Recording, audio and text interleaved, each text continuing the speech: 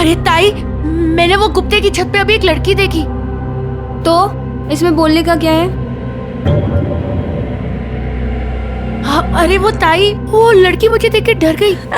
तेरी शक्ल ही ऐसी है कि कोई भी डर जाएगा। अरे ताई मजाक छोड़ना।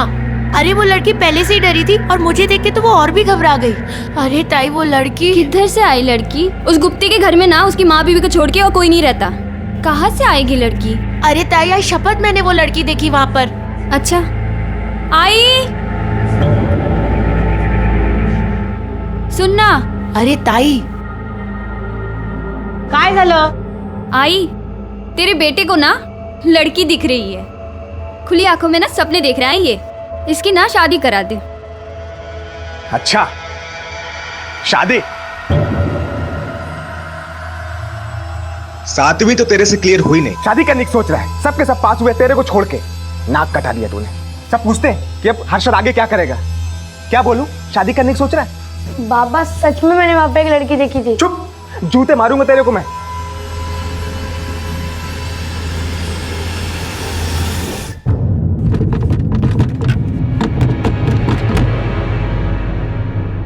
बोल, वो अपने आप बाहर कैसे आ गई? बोल। आई वो अपने अपने, मैंने उसे बाहर निकाला। क्या? जान से मार दूंगी मैं तुझे। क्यों निकाला? बोल ना। वो आई, मैंने कानों से सुना उसे सांस लेने में तकलीफ हो रही थी, इसलिए मैंने उसे बाहर निकाला। हाँ, बहुत तरस आ गया था। हाँ, आज मैं तुझे नहीं छोड़ूंगी। बहुत चर्बी चढ़ गई। भागेगी भागेगी बोल, भागेगी भागेगी बोल, भागेगी। आई, क्या बोला? वो आ रहा है ना? बोला तो है आ रहा है। तेरा उस अंधेरे में दम घुट रहा है ना? हाँ,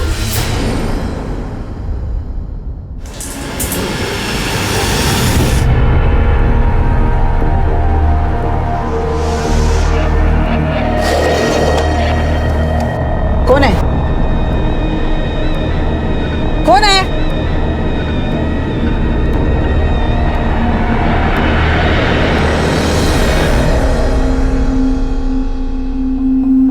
अरे आई, मैं सच कह रहा हूँ, वो गुप्ते के घर में एक लड़की है और वो उसे आई, ये सब ना उसके बहाने पढ़ाई से बचने के। मैंने अपनी सहेलियों से पूछा था, किसी को उधर कोई लड़की नहीं दिखी है। वो लड़की ना सिर्फ इसी को दिखती है, कोई लड़की नहीं है उधर। अच्छा, वहाँ कोई लड़की नहीं है, और अगर फोटो निकाल के दिखाई तो? चल ले क्या, मानूंगी। तुम दोनों चुप बैठो और खाना खाओ। और सुन, गुप्ते के घर में उसकी बीवी और उसकी माँ के अलावा दूसरी कोई भी औरत नहीं है।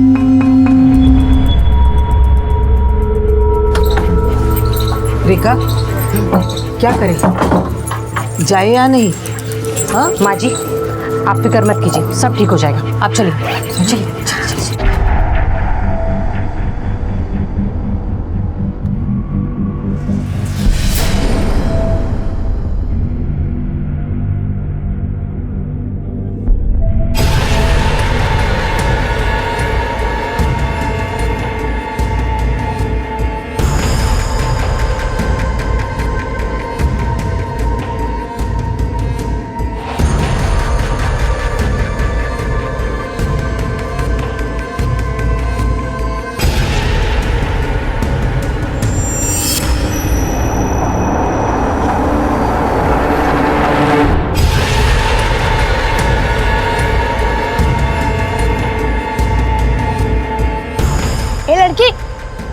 लड़की किधर है तू? अगर तू अंदर है तो जवाब देना। ए लड़की बोल ना।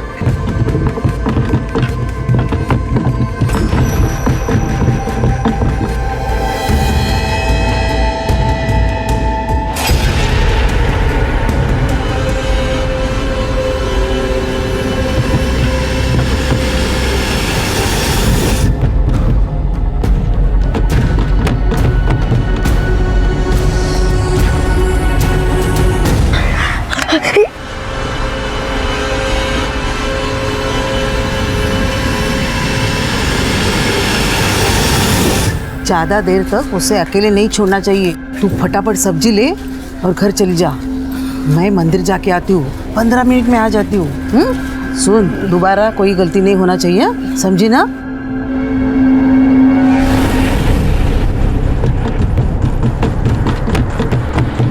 आई, इसको बोलो मेरा फोन कहीं से भी लाके दे। ले तेरा जासूसी का नहीं बाबा, बाबा क्या कर रहे हो? इतनी बड़ी लड़की को कोई मारता है क्या?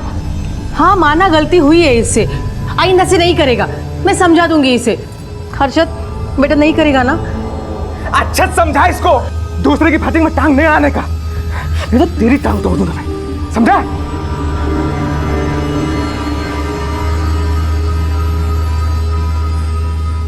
क्यों इंसान सिर्फ अपने ही घर की शांति और सफाई पर ध्यान देता है और उस बात की तरफ बिल्कुल अंधा बहरा हो जाता है जो किसी पर अपराध और अत्याचार की चीख चीख कर गवाही तक दे रही होती है। 15 साल का बच्चा हर्षद, जिसने अपने पड़ोस में ऐसा ही कुछ स्वाभाविक घटते हुए देखा था, और जब उसने उसे रोकने या जानने की कोशिश की तो उसे इससे दूर रहने की सलाह दी गई। क्यों हमारे खून में तेजी तब तक नहीं आती जब तक जुर्म या अत्याचार हमारी अपनी दहलीज लांघने नहीं पहुंच जाता, और जिसके परिणाम बहुत घातक सिद्ध हो सकते हैं।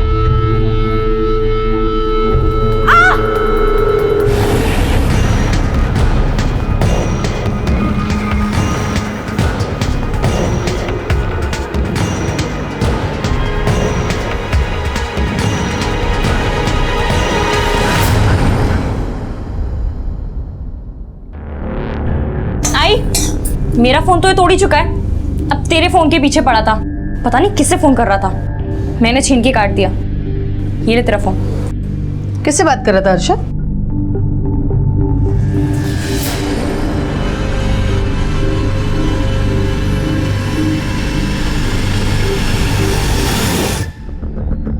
सर, वायरलेस से कॉल आया। डीपी रोड पर एलआईजी कॉलोनी में कोई किसी औरत को बुरी तरह से मार रहा है। किसने फोन किया है? सर वो तो पता नहीं चला क्योंकि फोन बीच में ही डिस्कनेक्ट हो गया। और एड्रेस?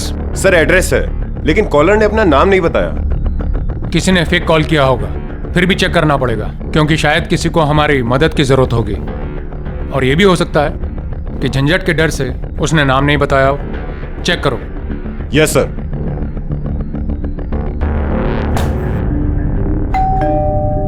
कौन है? अरे साहब आप? हमें कंप्लेंट मिली है कि तुम्हारे घर में किसी लड़की के साथ मारपीट हो रही है। लड़की? हमारे घर में? नहीं नहीं, यहाँ कोई लड़की नहीं रहती, मैं और मेरी बहू रहती है। क्यों, तुम्हारी बहू लड़की नहीं है? बुलाओ उसे। हाँ हाँ बुलाती। रेखा, ए रेखा। हाँ। यहाँ मारपीट किसके साथ हो रही है? तुम्हारे साथ? मारपीट नहीं साहब, कुछ नहीं है ऐसा। तुम्हारे अलावा और कौन रहता है इस घर में? नहीं नहीं, हम दोनों के अलावा कोई भी नहीं रहता है। चलो चेक कर दें। चेक करो। कोई नहीं साहब। साहब कोई नहीं। हाँ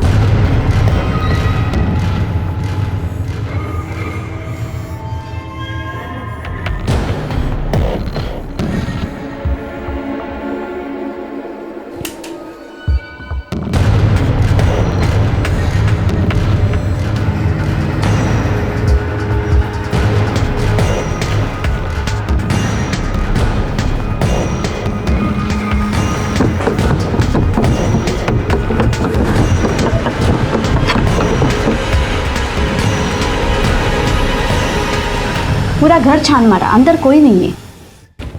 सर सब जगह चेक किया, अंदर कोई नहीं है। तुम्हारा पति कहाँ है? वो यहाँ नहीं रहता? यही रहते हैं साहब, वो हफ्ते में सिर्फ 2 बार ही आते हैं, उनको काम की वजह से घूमना पड़ता है साहब। शायद फेक कॉल होगा, हमारे वजह से आपको तकलीफ है, सॉरी। साहब कंप्लेंट किसने की? कंप्लेंट करने वाले ने अपना नाम नहीं बताया। झूठा फोन किया होगा। ठीक है चलो।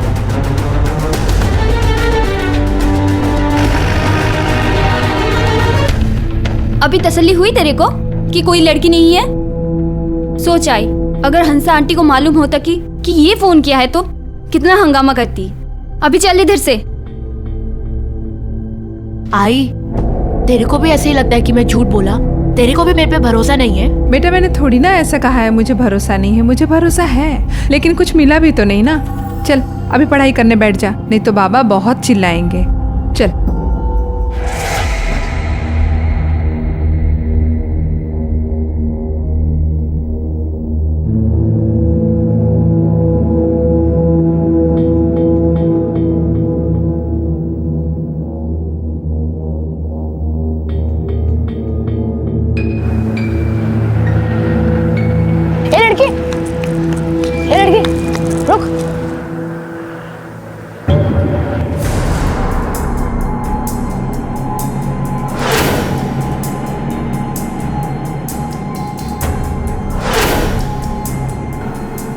सॉरी, मुझे लगा कि आप वो नहीं हो।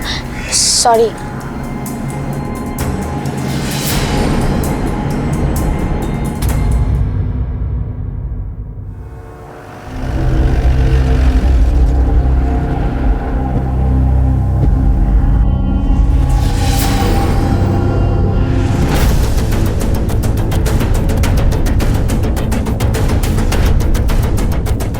सर, लड़की की उम्र लगभग 25 के आसपास की है। किसी ने गला चीर कर उसकी हत्या की है। रिक्शा वाला जब सुबह आया, जब उसने उस बॉडी को देखा।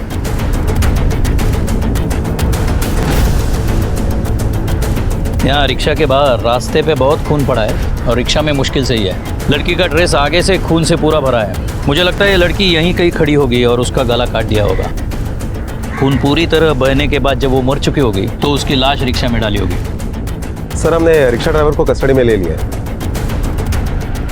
नहीं, मुझे नहीं लगता रिक्शा वाले ने खून किया है, क्योंकि अगर उसने खून किया होता तो लाश अपने ही रिक्शा में नहीं छुपाता, कहीं और डाल देता। सर, यहाँ पर काफ़ी सारी रिक्शाएं पार्क होती है और ये रिक्शा ड्राइवर पास के पार्क में ही सोते हैं।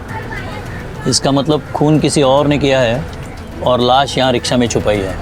एक काम करो, इलाके के सारे रिक्शा वालों के फ़ोन नंबर ले लो और पूछताछ करो। किसी पे ज़रा सा भी शक हो गया उसे उठा लो। लड़की के बारे में कुछ पता चला, मतलब उसका नाम, कहाँ की है वगैरह? नहीं सर, लड़की के पास कोई आईडी प्रूफ नहीं मिला, ना ही कोई पर्स, मोबाइल, कुछ भी नहीं। इसका फोटो सब पुलिस स्टेशन को भेज दो और ये भी देख लेना कहीं कोई मिसिंग कंप्लेंट आई है या नहीं। Okay sir. कौन थी ये लड़की और कौन थी वो लड़की जो संदूक में बंद थी? क्या इन दोनों का आपस में कोई संबंध था? और गुप्ते का इस लड़की से क्या लेना देना था? किसने खून किया था इस लड़की का और क्यों?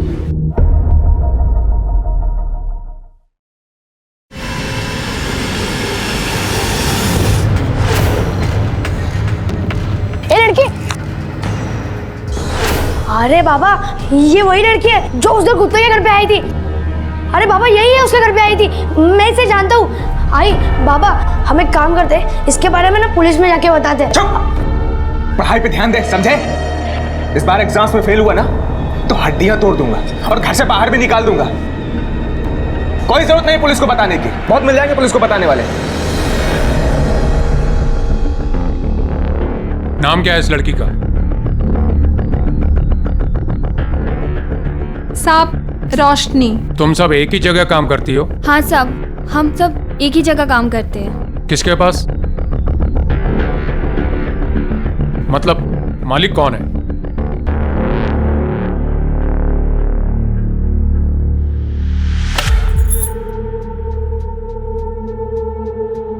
सुमन अक्का नाम है मेरा, उसी नाम से सब बुलाते हैं। ये रोशनी तुम्हारे लिए काम करती थी ना? हाँ साहब, बहुत अच्छी लड़की थी, कभी शानपत्ती नहीं की उसने मेरे साथ, और पैसा भी बहुत कमाती थी। लेकिन मेरी बदकिस्मती, मेरे पे कौन सा भूत आया, मैंने बेच दी उसको। क्या बेच दिया? हाँ। किसको? कब बेचा? यही 4 दिन पहले। तो उसका आशिक आता था ना, उसी को। किसको तुमने बेचा? उसका नाम, एड्रेस, फोन नंबर है तुम्हारे पास? हाँ साहब, देती हूँ ना। रणधीर शर्मा, रोशनी को क्यों मारा तुमने? सर, मैं उसे क्यों मारूंगा? मैं प्यार करता था उससे। सर, उसने एक बार बोला कि उसे वहां नहीं रहना, मैं निकाल लाया उसको वहां से। जहां से तू उसे निकाल लाया वहां से लड़की निकालना आसान बात नहीं है। सर, अक्का को पैसे दिए थे मैंने, तब जाकर उसने रोशनी को मेरे साथ जाने दिया। मतलब तूने उसे खरीद लिया था? सर, आप ऐसे कह सकते हैं, पर मेरे लिए रोशनी की आज़ादी की कीमत थी वो। ये फिल्मी डायलॉग मुझ पे मत मार। कितने पैसे दिए थे? 3 लाख रुपए। जिस दिन फर्स्ट टाइम मैं उसे घर लेकर आया। आओ रोशनी, आज से ये हमारा घर है, अब से हम यहीं रहेंगे। थैंक यू रणबीर, आपने मेरे लिए इतना कुछ किया है, ये घर, ये जिंदगी। लेकिन अगर मैं आपसे एक चीज और मांगू तो क्या आप देंगे? हाँ हाँ बोलो, क्यों नहीं। मेरा एक पुराना काम अधूरा रह गया है, अगर आप बुरा ना माने तो क्या मैं उसे पूरा करके वापस आऊं? मुझे लगा कि किसी पुरानी फ्रेंड से मिलने गई होगी, तो मैं अक्का के यहाँ गया देखने की, क्या पता वो वहाँ हो, पर पता चला कि वो वहाँ भी नहीं आई। कहानी अच्छी बनाई तुमने, दुआ कर यही सच हो। तुमने रोशनी को कहाँ से खरीदा? वो हमारा एक सप्लायर है ना साहब, पावड़े करके, उससे लिया। और ये रोशनी पावड़े के पास कहाँ से आई? साहब ये मेरे को नहीं पता। पावड़े का नंबर और एड्रेस देना जरा।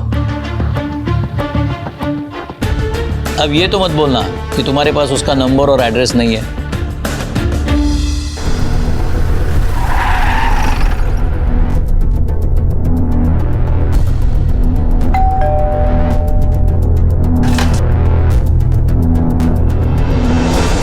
दत्ता पावड़े को बुलाइए।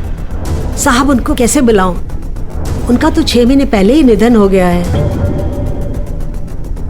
क्या? आई काय झालं? कोण है? क्या हुआ? ये कौन है? मेरा छोकरा रोहन। नमस्कार। दत्ता पावड़े काम क्या करते थे? उनका इंपोर्ट एक्सपोर्ट का बिजनेस था। Import export? तुम लोग तो उसकी दोस्त थी ना, तुम्हें तो उसने बताया होगा यहाँ आने से पहले वो कहाँ थी। हाँ साहब, दोस्त तो थी, मगर इसके पहले वो किधर रहती थी, क्या करती थी, किसी को कुछ नहीं पता साहब। लेकिन हाँ साहब, एक बात, उसको अंधेरे से बहुत डर लगता था। वो हमेशा रात को भी खोली की लाइट ऑन करके सोती थी। हाँ साहब। और साहब एक बार वो बोली थी कि उन लोगों ने उसको संदूक पे काफी दिनों तक बंद रखा था। रोशनी के केस में पुलिस की छानबीन उल्टी चल रही थी।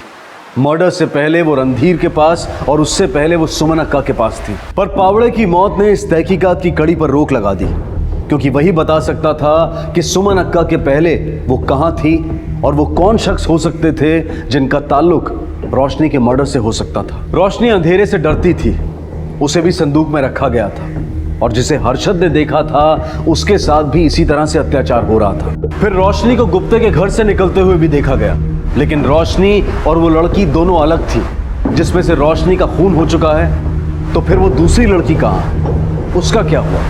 जादव, रोशनी की मौत 30 तारीख को 1 से 3 बजे के बीच में हुई है। उसके बॉडी में अल्कोहल पाया गया है, इसका मतलब उसने शराब पी थी। घाव उसके गले पर है जिसकी वजह से उसकी मौत हुई है। रिपोर्ट के मुताबिक हथियार एक नोकीला धारदार चाकू जैसा है, करीबन 2 इंच का। 2 इंच? यानी सर कोई ब्लेड जैसी चीज होगी। लेकिन सर ऐसी चीज तो लोग सुसाइड आइटम में यूज करते हैं, कोई मर्डर कैसे कर सकता है? हो सकता है ये रिपोर्ट में कुछ गलती हुई होगी, फिर से पोस्टमार्टम करवाओ, जल्दी से जल्दी रिपोर्ट लाओ, कुछ गड़बड़ हुई होगी। Okay sir. सर एक औरत और एक लड़का आया है, रोशनी केस के बारे में कुछ बताना चाहते हैं। मैंने उनको बाहर बिठाया है। बसा बसा।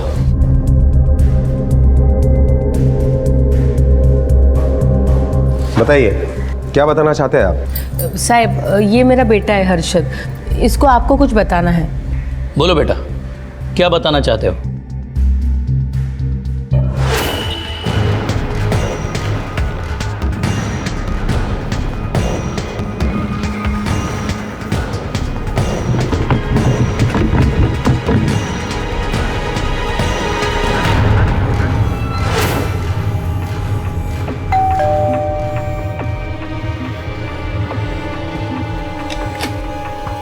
जी तुम कौन हो? यहाँ पे तो 2 औरतें रहती है ना? जी मेरा नाम परेश गुप्ते है, ये मेरा ही घर है। बोलिए।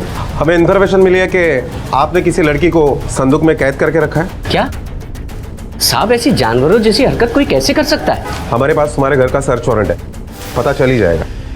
चलो।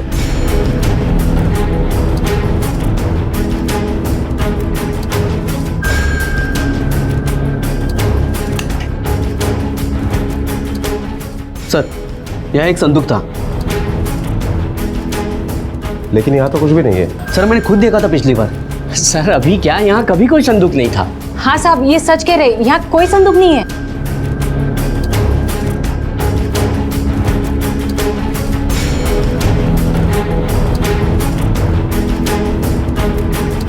तुम्हारी माँ जी वो कहाँ है? साहब वो तो 4 धाम की यात्रा के लिए गए हैं। 4 धाम? जादव ये बहुत ठग लोग हैं, आसानी से मुंह नहीं खोलेंगे। हमें ये साबित करना पड़ेगा कि ये रोशनी को जानते थे, तभी मुंह खोलेंगे। सर, रिका मैंने इसके घर पर संदूक देखी थी। किसी लड़की को संदूक में छुपा कर रखना कोई छोटी जगह पे नहीं पॉसिबल। इलाके के सारे टेम्पो सर्विस वालों से पूछताछ करो कि पिछले कुछ दिनों में कोई बड़ी संदूक कहीं से शिफ्ट की है क्या। Okay sir.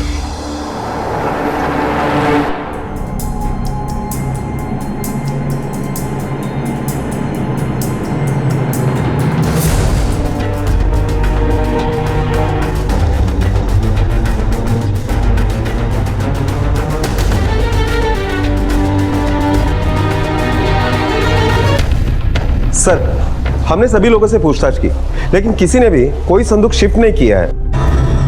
सर, ये पोस्टमार्टम रिपोर्ट है।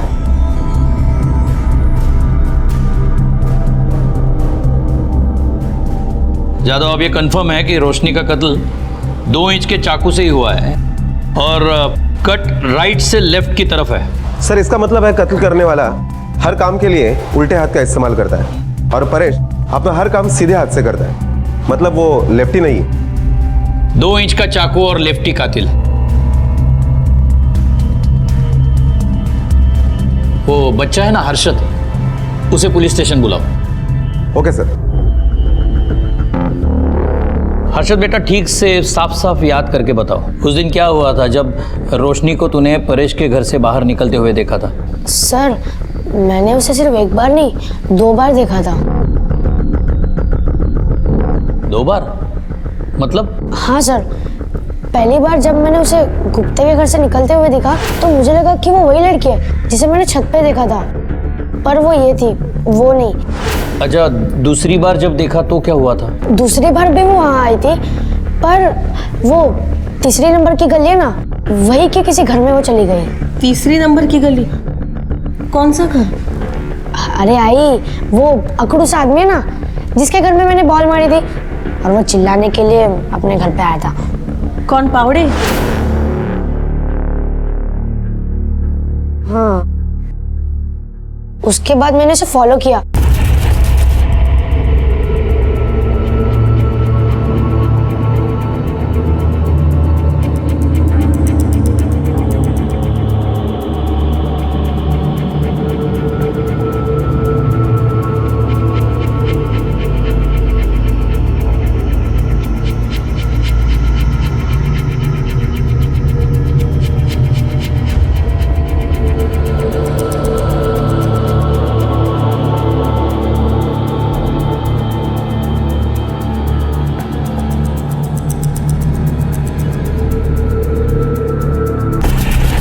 हर्षद बेटा, ये बात तुमने हमें पहले क्यों नहीं बताई? जानबूझ के छुपाई थी? छुपाई नहीं सर, पर वो जो पहले लड़की थी ना, वही मेरे दिमाग में आ रही थी, वो जो संदूक में बंद थी। और वैसे भी बाबा बोलते हैं कि किसी के लफड़े में नहीं पड़ना चाहिए।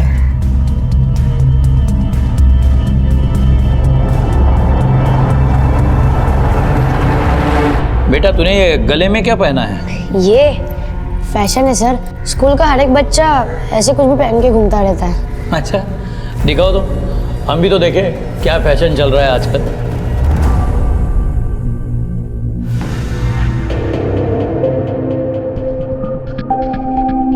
साहब, मैंने इसको बहुत बार बोला ये ऐसे मवाली की चीजें मत पहना कर, सुनता ही नहीं है मेरी बात। कौन कहता है ये पहनने से कोई मवाली होता है? ये तो हीरो है हमारा।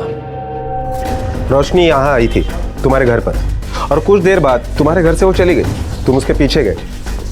अब असलियत तुम हमें बताओगे या तुम्हें पुलिस स्टेशन लेके चलूं और खुद गूगलवाऊं? सर, आपको किसी ने कुछ गलत बता दिया है। रिका में इसको गाड़ी में डालो और पुलिस स्टेशन लेके चलो। इसकी 4 झूठी बातें सुनकर अभी सच्ची बात का इंतजार नहीं कर सकते हम। नहीं सर। और से इतना मारो कि इसकी हड्डी का 1-1 इंच हम एक्सपोर्ट कर सके। सर, ऐसा मत कीजिए सर। मैंने कुछ किया ही नहीं तो। साहब, इसके बाबा भी नहीं रहे, यही एक मेरा सहारा है साहब, इसको मत लेके जाओ साहब। अरे क्या पूछ रहे? जो विचारते थे बोलना, बोलना कहाँ है तू? रोशनी मेरे बाबा को ब्लैकमेल करती थी। ब्लैकमेल? क्यों? क्योंकि मेरे बाबा ने उसे बेचा था और इस काली करतूत के बारे में हमें कुछ नहीं पता था। इसी बात के लिए वो मेरे बाबा को ब्लैकमेल करती थी, वो सबको बता देती, तो इस मोहल्ले में रहना हमारे लिए बहुत मुश्किल हो जाता साहब। इसीलिए उसका मुंह बंद रखने के लिए मैंने उसे पैसे दिए, और उस दिन वो पैसे लेने के लिए यहाँ पे आई थी। और फिर तुम उसके पीछे गए उसे मारने के लिए? नहीं सर, मैं तो अपने काम से निकल गया था। तुम्हारे घर के सर्च वारंट है मेरे पास, जल्दी से इसके ऊपर साइन करो। सर पर मैंने कुछ किया ही नहीं है। साइन करो। कर दे बेटा।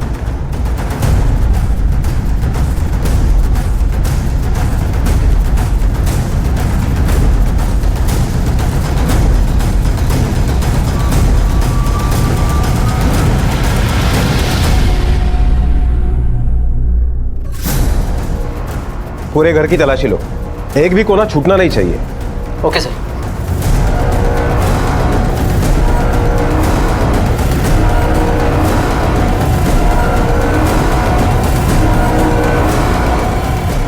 सर ऐसा कुछ नहीं मिला जिसमें डाउट हो।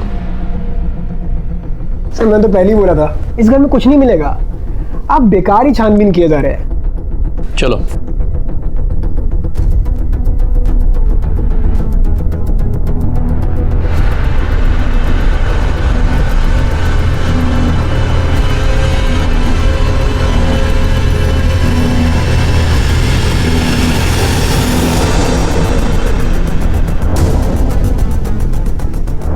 ये गले में क्या है तेरे? लेटेस्ट फैशन है ना? अरे सर ये तो ऐसी आर्टिफिशियल चेन है, ये लॉकेट है। निकालो जरा, निकालो।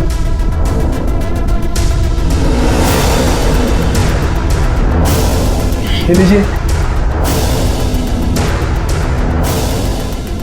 लेफ्टी हो तुम? जी हाँ, पर क्यों? इसका जवाब तुम दोगे। मेरे साथ रहने के बाद भी उसने अब धंधा करना नहीं छोड़ा। जब मुझे शक हुआ तो उसका पीछा किया मैंने।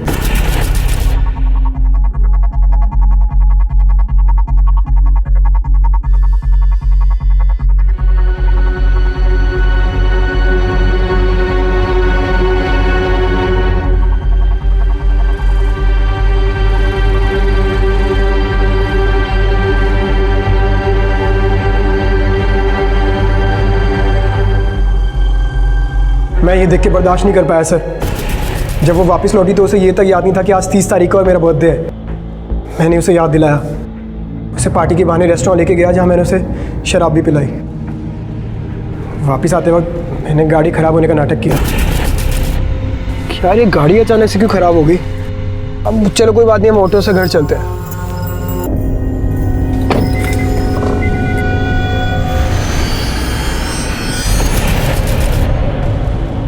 तुम लोगों का यही प्रॉब्लम है, हर चीज़ की जल्दी रहती है। जल्दी से प्यार किया, जल्दी शादी करना चाहते थे, जल्दी से उसे मार भी डाला बिना उसे पूछे कि सच क्या है और जाने। सच मतलब? वो बदला लेना चाहती थी उन लोगों से जिन्होंने उसकी ये हालत बना दी और उसे इस जगह पहुंचाया। हाँ ये बात ज़रूर है कि उसका तरीका गलत था। वो उन लोगों को ब्लैकमेल कर रही थी, उसकी वजह उसे हमारे पास आना चाहिए था। रिका में ले जाओ उसको।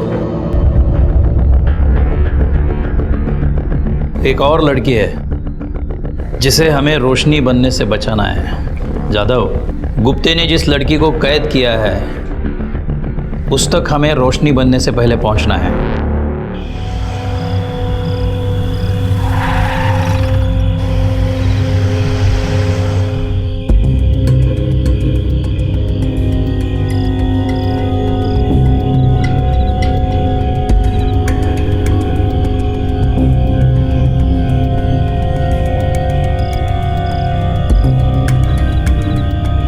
पीछे करो।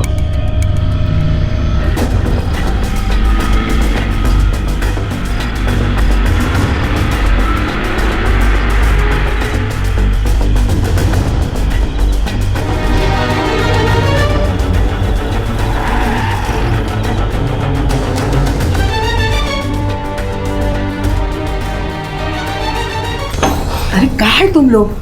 मुझे यहाँ बंद करके किधर गए थे तुम लोग? आई तेरे को क्या मालूम, हम लोगों को पुलिस उठाकर ले गई थी। क्या? वो तो अच्छा हुआ कि रोशनी का कातिल पकड़ा गया और पुलिस ने हम लोगों को छोड़ दिया। आई, जो होना था वो हो गया। महक किधर है? सब कुछ ठीक है ना? कुछ गड़बड़ तो नहीं है? क्या करना है ठीक होने से?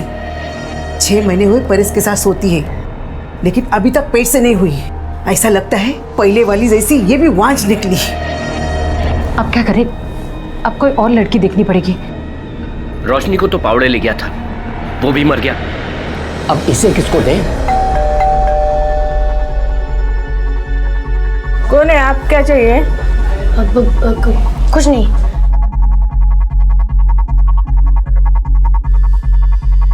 किसी को कुछ देने की जरूरत नहीं, मैंने सब इंतजाम किया है। इस ड्रम में उसको डालते हैं और ऊपर से ये तेजा फेंक देते हैं। 2 दिन में हड्डियां गल जाएगी, फिर बची हुई हड्डियां इधर उधर फेंक देंगे।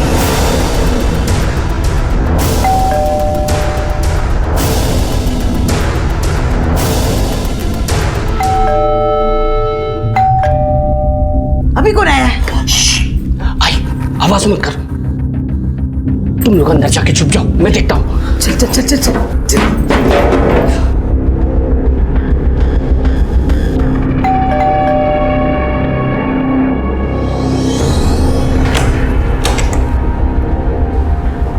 हाँ, क्या काम है? किससे मिलना है? वो आपसे ही काम था। अच्छा ठीक है, बाद में आना बेटा। हाँ जाओ, बाद में आना।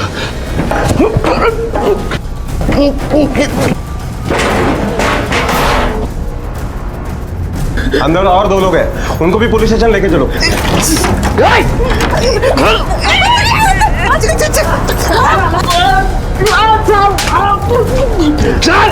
अरे छोड़ दो, अरे छोड़ दो ना। चलो। अरे अरे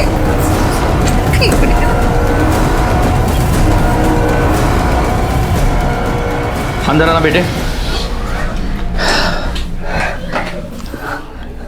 यही लड़की थी जिसको तुमने देखा था? हाँ सर, यही थी। शुक्रिया। प्लीज। हमने नहीं, इस बच्चे ने, हर्षद ने बचाया तुम्हें। साहब, बच्चा नहीं है हम लोगों को। उधर गांव में सब लोग बाप दादा की जायदाद बांट रहे थे। हम लोगों से बोले कि तुम लोग क्या करोगे इसका? औलाद तो है नहीं। साहब, इसलिए रोशनी को हम लोग लेके आए थे, पर वो भी कभी माँ नहीं बन पाई, इसलिए मजबूरन हमको उसको पावड़े को बेचना पड़ा साहब। अभी तो ऐसा लगता है साहब, भगवान की यही मर्जी है, मेरा वंश कभी आगे नहीं बढ़ पाएगा।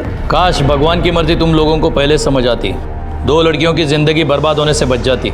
वैसे भी और कोई उम्मीद नहीं है, क्योंकि जेल में वंश आगे नहीं बढ़ सकता।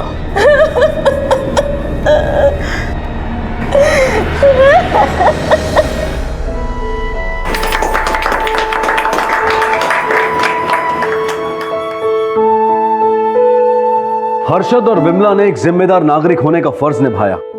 हर नागरिक को अपने अधिकारों के साथ साथ अपने कर्तव्यों को लेकर भी सजग होना चाहिए। इस जिम्मेदारी का एहसास किसी की जान बचा सकता है, जैसे कि हर्षद ने महक की जान बचाई। परेश, रेखा और हंसा गुप्ते को महक और रोशनी को बंधक बनाकर उन पर अत्याचार करने के लिए, और रणधीर, जिसके प्यार में विश्वास की कोई गुंजाइश नहीं थी, उसे रोशनी के कत्ल के लिए कड़ी सजा सुनाई गई है। आज का ये केस हमें ये सीख देता है कि हम सिर्फ अपने बारे में ही नहीं, बल्कि अपने आसपास के लोगों के बारे में भी सोचें, और अगर कुछ भी गलत होता हुआ देखें तो पहल करें उसे दूर करने की, उसे रोकने की।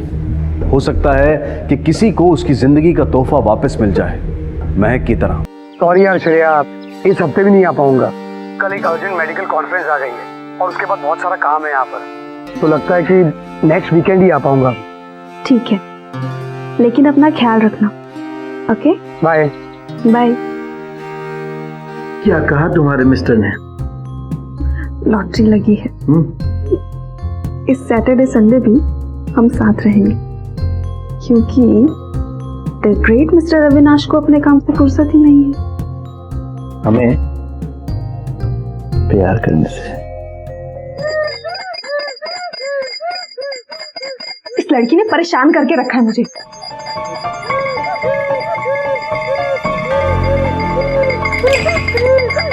अब क्या हुआ तुझे? चैन से नहीं रह सकती। क्या कर रही हो? बच्ची है वो। बच्चों यहाँ देखो, इसे रोते नहीं। गुड गर्ल ना। ये देखो अंकल तुम्हारे लिए क्या लाए हैं, चॉकलेट।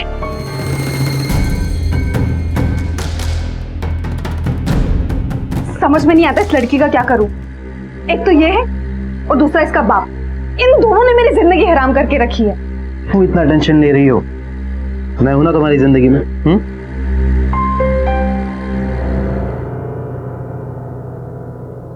शादी की बुनियाद भरोसे की नींव पर टिकी होती है, और जब यह भरोसा टूटता है तो रिश्ते बिखरने के साथ साथ जिंदगियां भी बिखरने लगती हैं। श्रेया का पति अविनाश एक मेडिकल रिप्रेजेंटेटिव था और काम के सिलसिले में उसे अक्सर शहर से बाहर रहना पड़ता था। लेकिन अविनाश इस बात से बिल्कुल बेखबर था कि उसकी पीठ पीछे श्रेया अक्षत के साथ अपना अफेयर चला रही थी। वो अक्सर अविनाश की गैर मौजूदगी में श्रेया के पास आता था और उनकी इसी नजदीकी का बुरा असर उनकी बेटी रिया पर पड़ रहा था।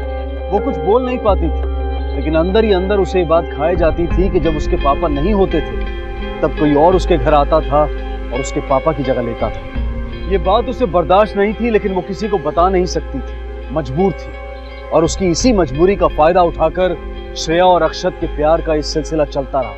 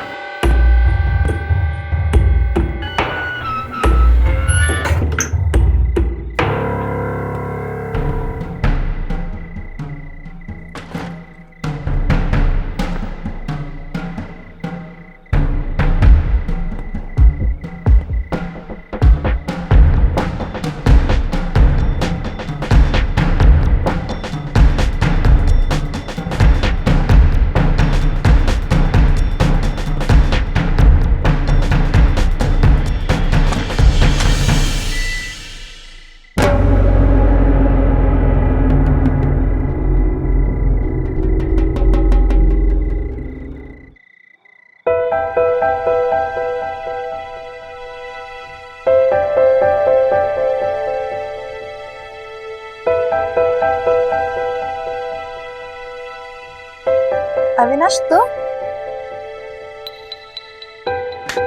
तुम कब आए? जस्ट अभी अपनी फैमिली को मिस कर रहा था, तो जैसे ही पता चला ट्रिप कैंसिल हो गई, झट से पैकिंग की और फट से आ गया। अच्छी लगी ना सरप्राइज? काश तुम्हें ऐसे सरप्राइज देने ही ना पड़ते। मतलब?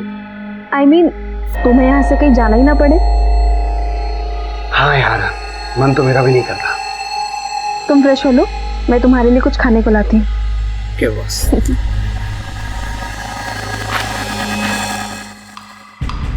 ये आवाज कैसी?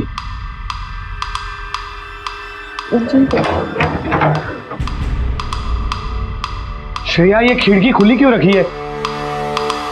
बिल्ली उल्ली घुस जाएगी अंदर। अब तुम भी क्या इस खिड़की के पीछे पड़े हो? इतने दिनों बाद तो आए हो, चलो ना तुम जल्दी से फ्रेश हो लो, बहुत दिन हो गए तुम्हारे साथ वक्त। ओके।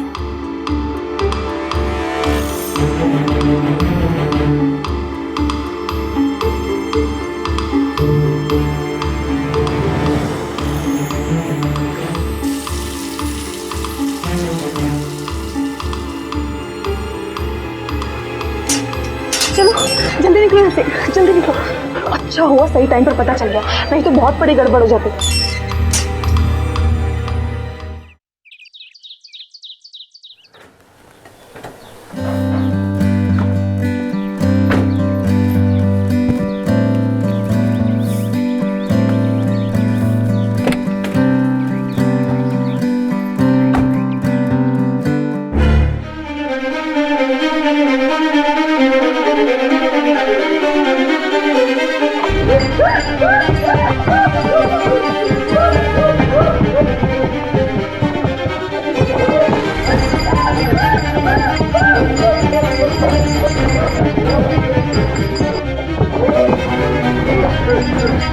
क्या हुआ बेटा?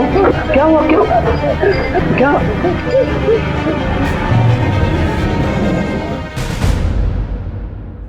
हाँ बेटा, क्या क्या हुआ?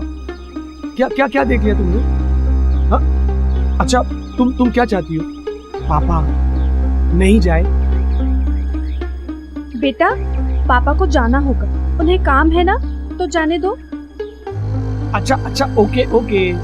पापा अपनी राजकुमारी को छोड़कर कहीं नहीं जाएंगे, इधर ही रहूंगा। ये क्या कर रहे हो अविनाश? ये तो बच्ची है, जिद तो करेगी ही ना। काम जरूरी है, तुम्हें जाना होगा। रिया से जरूरी मेरे लिए और कुछ नहीं है। चलो बेटा।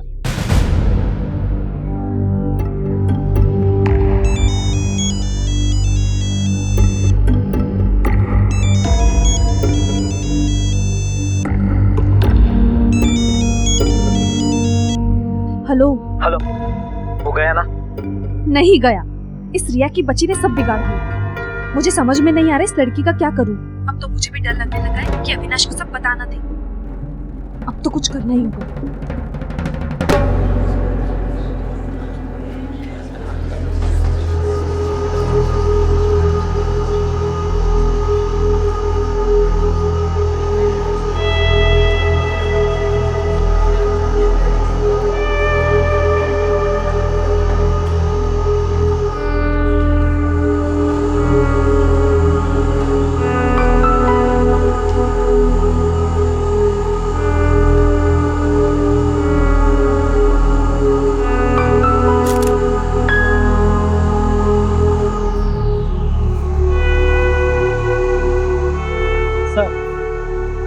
बाहर के फिंगरप्रिंट्स को फोर्सफुली वाइप आउट करने की कोशिश की गई।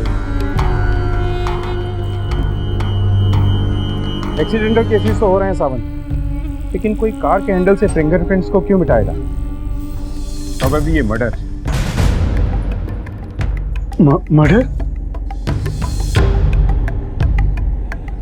लेकिन मेरी बेटी का मर्डर कोई क्यों करेगा, किस लिए सर? वही तो पता लगाना है। ये एक सोचा समझा मर्डर। इस बच्चे को पहले बेहोशी की दवा का इंजेक्शन दिया गया ताकि वो निढाल हो जाए और दम घुटते वक्त स्ट्रगल ना कर सके। इस जहर ने उसकी नर्वस सिस्टम को कमजोर कर दिया और बाद में कार में दम घुटने की वजह से उसकी मौत हो गई। सफोकेशन की वजह से कार में छोटे बच्चों की मृत्यु के बहुत से वाकये सामने आते हैं, पर ज्यादातर ये केसेस एक्सीडेंटल होते हैं जो लापरवाही की वजह से होते हैं। लेकिन रिया के केस में ये सब जानबूझकर किया गया था। एक प्लान्ड मर्डर को एक हादसे की शक्ल देने की कोशिश की गई थी। उसे कार में लाया गया, लॉक किया गया और फिर दम घुटने की वजह से उसकी मृत्यु हो गई।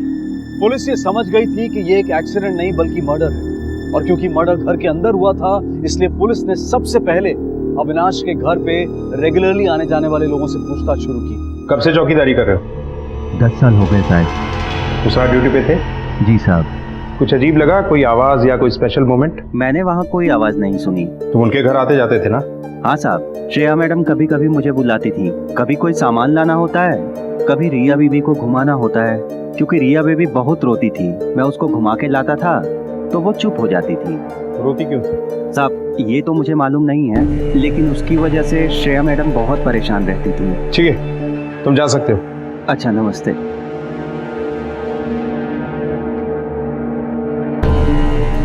नमस्ते साहब। कब से काम कर रही हो? साहब 4 साल से। कभी कोई झगड़ा? नहीं साहब, झगड़ा क्यों होगा भला? साहब टाइम पे पगार दे ही देते थे। कितने बजे आती थी तुम काम के लिए? सुबह शाम 2 टाइम। मेम साहब कभी कभी आने के लिए मना कर देती थी। साहब घर पे नहीं होते थे ना, तो घर पे कोई काम ही नहीं पड़ता था करने के लिए। अच्छा, ये जो इनकी बेटी है रिया, इसके साथ सब ठीक से पेश आते? जी साहब, पर मेम साहब बच्चे को कभी कभी डांट देती थी। वो भी क्या करे बेचारी, बच्ची को लेके वो बहुत परेशान थी। भगवान किसी भी बच्चे को ऐसी बीमारी ना दे। सर, अविनाश के घर से फोन आया है, कोई सामान गायब नहीं। तुम जाओ।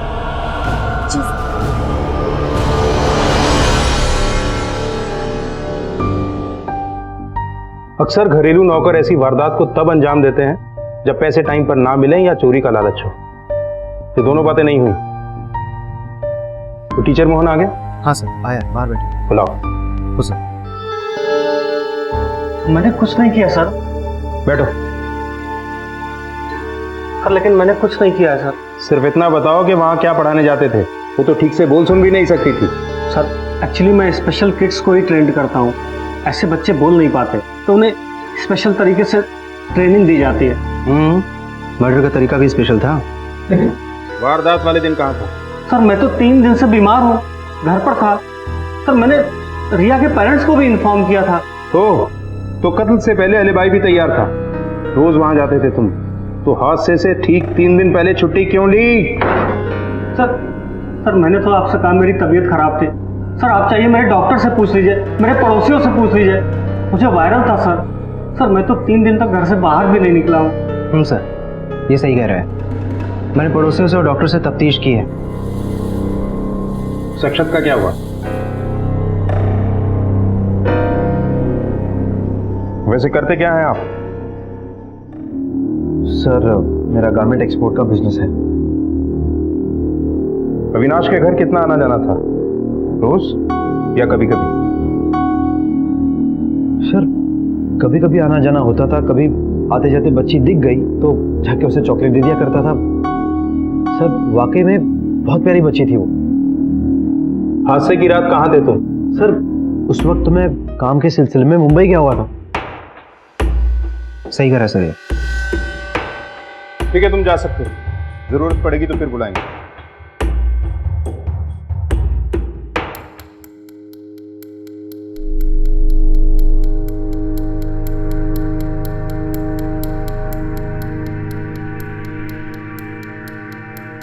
ना मोटिव समझ में आ रहा है, ना किसी पे शक पुख्ता हो रहा है।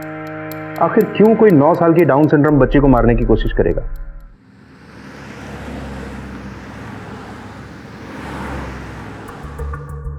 डॉक्टर साहब वो कौन सी दवा थी जिसे रिया को दिया गया था? Ketamine Z. ये मेडिसिन बहुत रेयर है, आम आदमी की पहुंच में नहीं। लेकिन किसी मेडिकल रिप्रेजेंटेटिव का इस तक पहुंचना ज्यादा मुश्किल नहीं होगा ना? बिल्कुल नहीं। सावर? हाँ सर। अविनाश को पुलिस स्टेशन बुला। Okay sir. सर आप कहना क्या चाहते हैं सर कि मैंने अपनी बच्ची की जान ली? सर मैं ऐसा क्यों करूंगा भला? ये मैं नहीं कह रहा हूँ मिस्टर अविनाश, ये पोस्टमार्टम की रिपोर्ट कह रही है। रिपोर्ट के मुताबिक बच्ची की मौत से पहले उसे बेहोशी की दवाई केटामिन जेड इंजेक्ट की गई थी।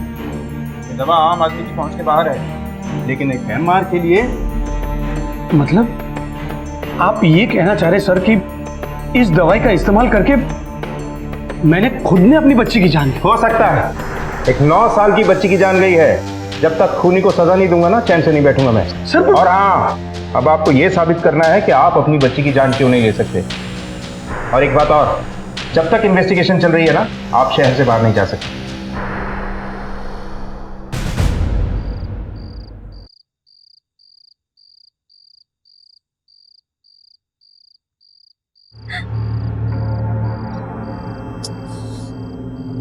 तुम पागल हो क्या?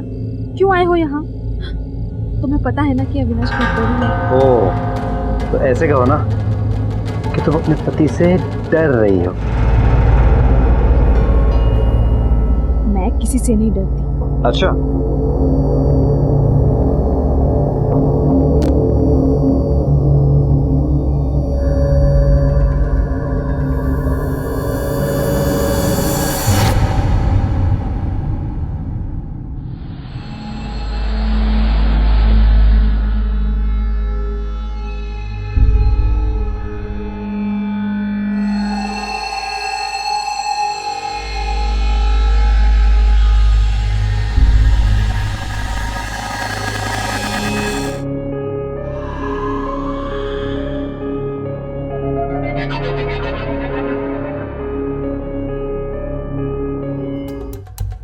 सर कुछ इंटरेस्टिंग फैक्ट सामने आए हैं।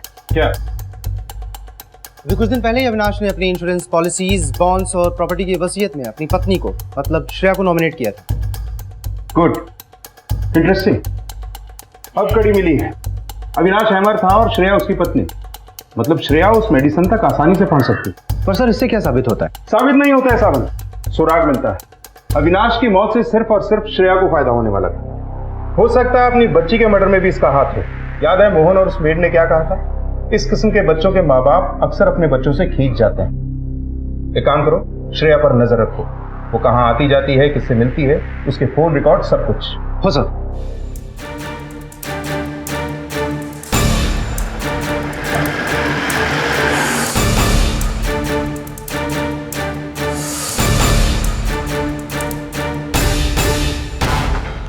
मालूम चला कि ज्यादा कहीं आना जाना नहीं था, अक्सर घर पर ही रहती थी बच्ची की वजह से। ये कॉल रिकॉर्ड से सर। सर एक नंबर से श्रेया के फोन पे बार बार कॉल आ रही, पहले भी इसी नंबर से आती थी। श्रेया भी इस नंबर पे कॉल करती थी सर। कमाल की बात यह है कि ये कॉल्स तब आते थे जब अविनाश घर पर नहीं होता था। अविनाश के मर्डर के बाद इस नंबर से दोबारा कॉल नहीं आया। मुझे लगता है इस केस को सॉल्व करने में ज्यादा वक्त नहीं लगेगा। पता कि ये नंबर किसका है? वही अक्षत सर, अविनाश के मोहल्ले का लड़का।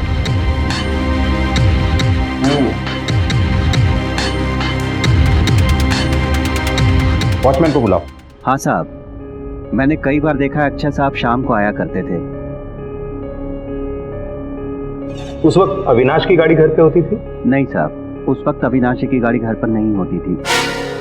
ठीक है, तुम जा सकते। ओके सर, नमस्ते।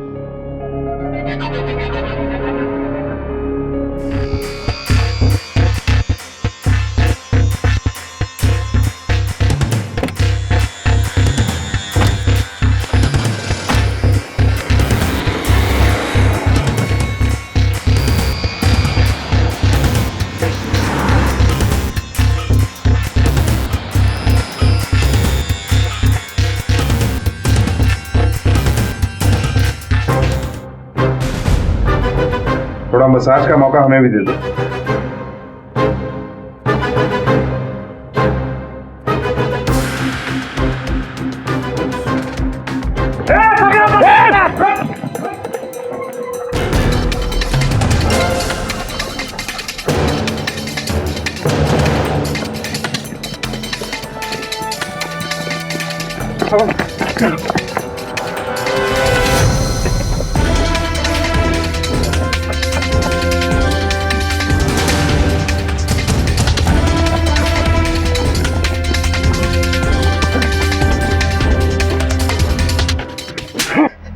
सर मैंने कुछ नहीं किया सर, मुझे कुछ नहीं पता, मैंने किसी को नहीं मारा सर प्लीज मुझे जाने दो सर, प्लीज सर। शुरू में सब ऐसा ही बोलते हैं, लेकिन जब सच बोल पट्टा बोलता है ना तो जुबान से सिर्फ सच ही निकलता है। जादव का बुलाओ।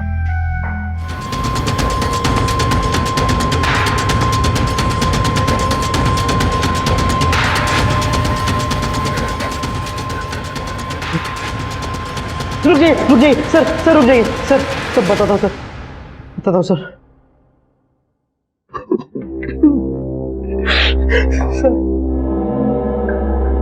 मेरा और श्रेया का रिलेशनशिप था सर। मैं रिया को चॉकलेट खिलाने के बहाने उसके घर जाया करता था। अविनाश जब भी टूर पे जाते थे हम दोनों बाहर मिलते थे सर। क्यों मारा रिया और अविनाश को तूने? बोल। सच कह रहा हूँ सर, मैंने अविनाश को नहीं मारा। हाँ मैं मानता हूँ कि मैं उसको मर्डर करने गया था सर, लेकिन मैंने उसको नहीं मारा सर। वो तो पहले से मरा हुआ था। हाँ सर ये सब करने के लिए मुझे श्रेया ने कहा था सर।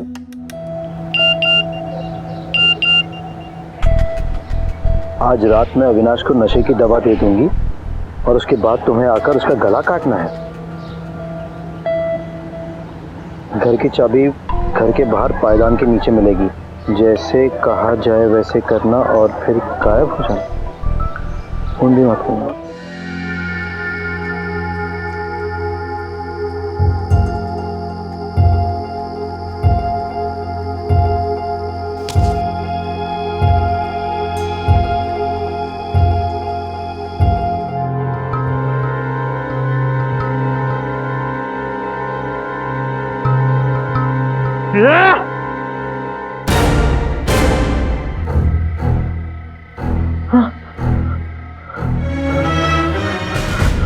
मतलब तूने और श्रेया ने मिलकर ये सब प्लान किया? हाँ सर प्लान किया, लेकिन मैंने नहीं मारा। मैंने सच में किसी को नहीं मारा सर।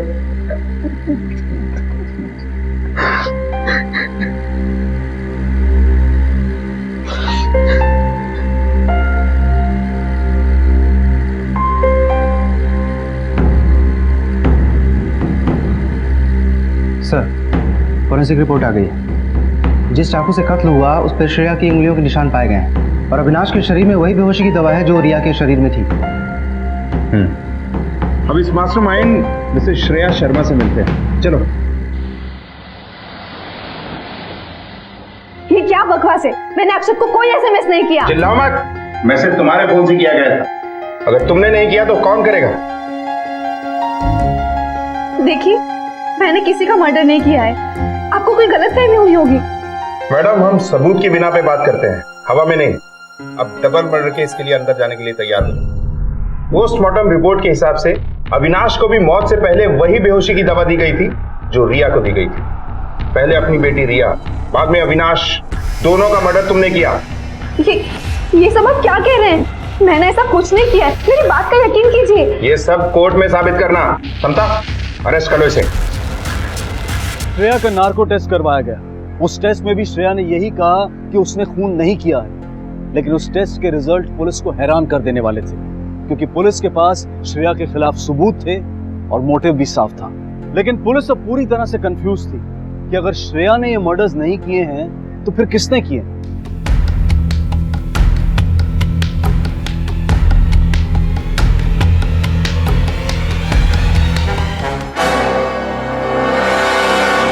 सर, ये फाइल देखिए।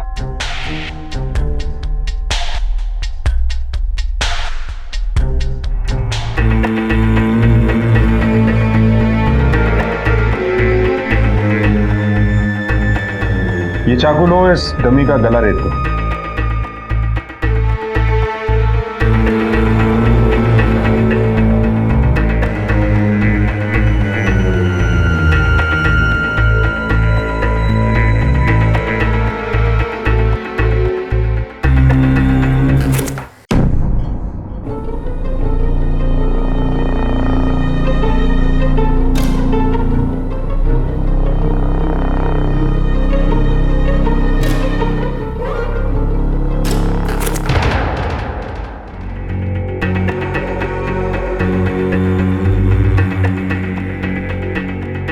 सावंत, खूनी कोई और नहीं। गले पे जो स्लैश का मार्क है उसकी मूवमेंट के हिसाब से जिसने भी ये मर्डर किया है वो लेफ्ट हैंडेड, और श्रेया और अक्षत दोनों राइट हैंडेड। एक काम करो, मोहन, वॉचमैन और मेड सबको बुलाओ अभी।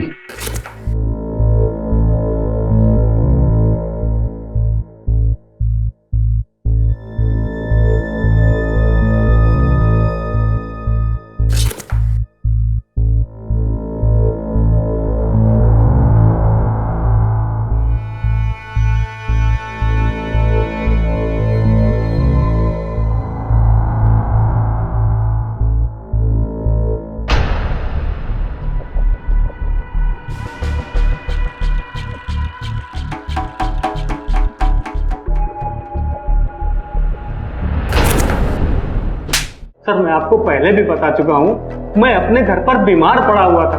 मैं अविनाश जी के घर तक गया ही नहीं। सर, मैंने कोई मर्डर नहीं किया सर। सर, ये सही कह रहा है, बीमार था ये। पड़ोसी लोग पहले भी कह रहे थे और अभी भी यही कह रहे हैं कि कई दिनों से बाहर नहीं गया। फिर ये श्रेया के मोबाइल से एसएमएस कैसे कर सकते हैं?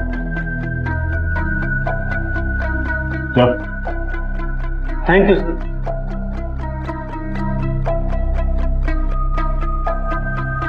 सावन, अगर कातिल इनमें से कोई नहीं है तो फिर कौन हो सकता है? अब कोई नहीं बचा है। कहीं ये मामला यहीं ना अटक जाए। एक काम करते हैं, अविनाश के ऑफिस से पिछले 20 दिन का पूरा रिकॉर्ड निकलवाते हैं। उसके लैपटॉप, ईमेल, सब कुछ। उसकी बेटी के मौत के 7 दिन पहले से लेके अब तक का। चलो।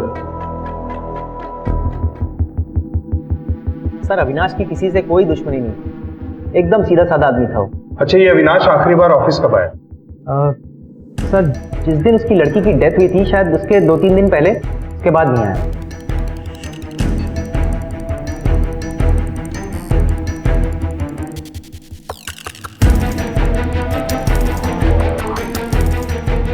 ये सीसीटीवी कैमरास वर्किंग है? जी सर। मुझे सबकी फुटेज देखनी। देख और आगे।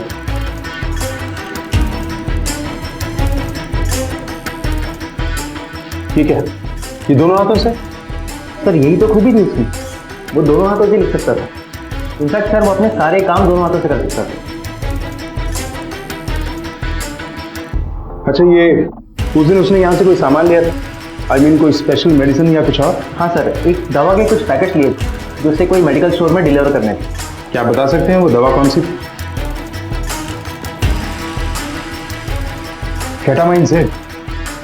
ये तो वो दवा है जो रिया की बॉडी में मिली थी और अविनाश की बॉडी में भी। अब पता ये करना है कि उस मेडिकल स्टोर तक ये दवा पहुंची या नहीं।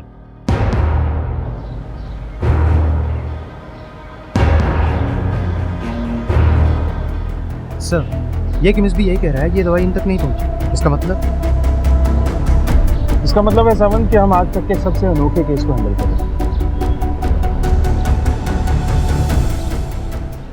हाँ सर, वो अपनी बेटी से बहुत प्यार करता था। एक दिन रिया भी दूसरे बच्चों की तरह खेलेगी, कूदेगी, दौड़ेगी, लेकिन मेरे सिवा उसका इस दुनिया में और कोई नहीं है। उसकी अपनी माँ उससे खींची खींची रहती है, सिर्फ अपनी एक जिम्मेदारी समझती है। यार, कल अगर मुझे कुछ हो गया ना, तो रिया का क्या होगा? अरे पागल, तुझे कुछ क्यों होगा? होने के लिए तो कुछ भी हो सकता है यार।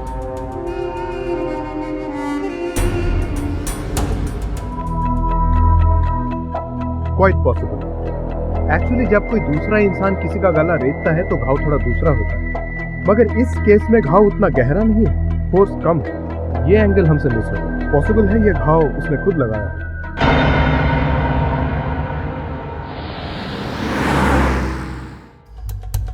ये एक सोचा समझा मर्डर है। इस बच्चे को पहले बेहोशी की दवा का इंजेक्शन दिया गया। ठीक है, ये दोनों हाथों से? सर, यही तो खूबी थी इसकी। एक्चुअली जब कोई दूसरा इंसान किसी का गला रेतता है तो घाव थोड़ा दूसरा होता है, मगर इस केस में घाव उतना गहरा नहीं है। ये एंगल हमसे मिस है। पॉसिबल है ये घाव खुद ने लगाया।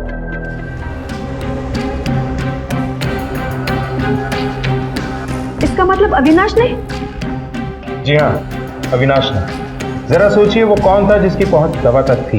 वो कौन था जो आपके मोबाइल से आसानी से मैसेज कर सकता था? वो कौन था जिसे आपके और अक्षत के बारे में पता हो सकता था? वो कौन था जिसकी पहुंच कार तक थी और रिया के बेडरूम तक भी? सिर्फ अविनाश। अविनाश आपसे इस बेवफाई का बदला लेना चाहता था, लेकिन उसे डर था कि उसके बाद रिया का क्या होगा, इसलिए उसने रिया का मर्डर कर दिया और खुद की जान ले ली। मैं बताता हूं क्यों हुआ था। क्योंकि उसने आपको आपके बॉयफ्रेंड के साथ देख लिया था, उसे आप पर शक हो गया। फिर उसने आप पे नजर रखना शुरू कर दिया और उसका शक यकीन में बदल गया। उसके मन में बदला लेने की भावना आई। उसने प्लानिंग शुरू कर दी। इंटरनेट पे मर्डर करने के तरीके ढूंढने लगा और वो तरीका चुना जो उसकी पहुंच में था। इसलिए उसने सबसे पहले अपनी बेटी की जान दी। वो तुम्हारे भरोसे रिया को नहीं छोड़ना चाहता था। वो जानता था कि तुम्हारे साथ उसका भविष्य सुरक्षित नहीं है,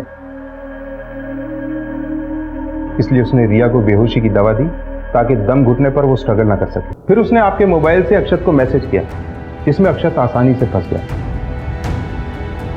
क्योंकि उसमें साफ हिदायत थी कि अक्षत कॉल बैक नहीं करेगा। उसके बाद अविनाश ने सेंट आइटम डिलीट कर दिया होगा ताकि आपको पता न चल सके। उसके बाद अविनाश ने वो जहर लिया जो उसने अपनी बेटी को दिया था, और चाकू लिया आपके किचन से जिस पर आपके हाथों के निशान थे। चाकू के मुठ पर कपड़ा रखकर अपना गला स्लैश कर लिया, और फिर जब अक्षत आया उससे पहले ही अविनाश मर चुका था। Excellent planning. और जानते हैं ये सब कुछ हुआ आपके धोखे की वजह से, आपके एक्स्ट्रा मैरिटल अफेयर की वजह से। एक पति ने आपको इतना प्यार दिया और आपने उसे बदले में दिया धोखा, और इसकी सजा भुगती आपकी मासूम बेटी ने। और शायद वो चाहता भी नहीं था कि उसकी बेटी की परवरिश आप जैसी औरत करे। लेकिन अब तो आपको पता चल चुका है ना कि मैंने मर्डर नहीं किया है, तो अब तो मुझे यहाँ से जाने दीजिए। नहीं, अभी आप आजाद नहीं हैं, क्योंकि ये साबित हो जाएगा कि अविनाश ने आत्महत्या की है। लेकिन एसएमएस, चाकू पर आपके हाथों के निशान और अक्षत के कन्फेशन के बाद मैं ये साबित नहीं कर पाऊंगा कि आप लोगों ने अविनाश की हत्या की साजिश नहीं की। अब बाकी की जिंदगी ये साबित करने में लगाना होगा कि आप लोग बेकसूर हैं। चलो।